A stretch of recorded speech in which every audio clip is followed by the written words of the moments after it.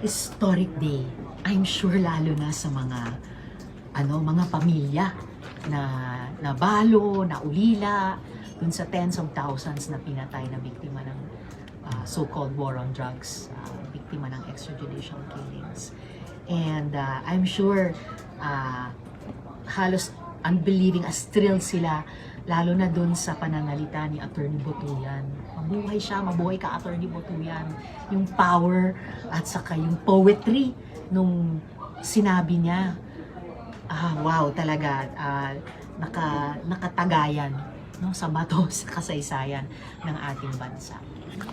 Well, simula pa lang ito, yung confirmation hearings, 4 days, and pansin nyo ba, kasabay nung anibersaryo, 40th anniversary ng People Power. So wow, di ba? Parang isang bagong yugto, isang bagong muka ng tuloy-tuloy na pagpapahayag ng kapangyarihan ng mamamayan. I'm sure sina Attorney Botuyan know better than me at pinaka alam ng mga pamilya na ano pa ba yung ipipresenta nila dun sa tribunal, ano pa ba yung aasahan nila para sa hustisya, kundi yung karanasan talaga nila.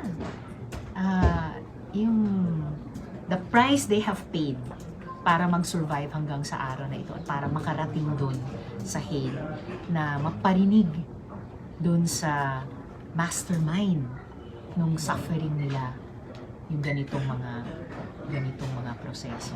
So it's historic that it has started at this time, umabot sa international tribunal, and pinagdadasal ko lang talaga ang isang makatotohanan at makatarungang outcome, lalo na para sa mga pamilya ng EJ case.